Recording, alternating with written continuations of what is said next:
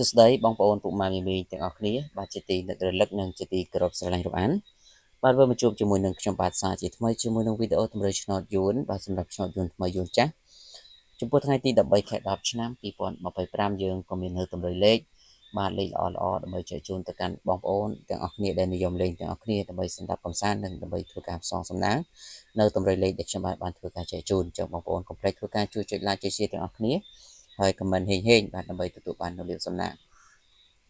បាទអញ្ចឹងកុំឲ្យខាតពេលយូរយើងបងប្អូនពុកម៉ែនេះយើងចូលទៅកាន់តម្រុយតែម្ដងសម្រាប់វេលាម៉ោង10កន្លះសម្រាប់ថ្ងៃទី13ឆ្នោតយួនថ្មីបាទបងប្អូនបាទសម្រាប់ម៉ោង10កន្លះបាទពុកម៉ែនេះសូមលេខខ្ទង់60និងសូមធ្វើការលេខខ្ទង់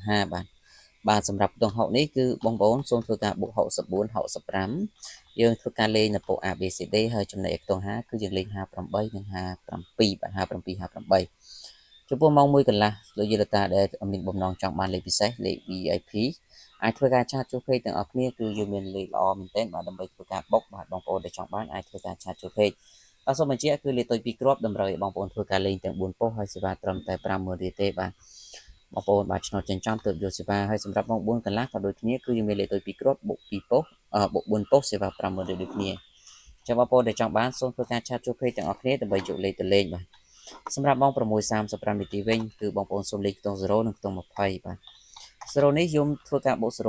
05បុក A B C D ហើយចំណែកខ្ទង់20គឺបងប្អូនសូមធ្វើការបុក28 29 A B C D បាទអញ្ចឹងខ្ញុំបាទក៏សូមអរគុណ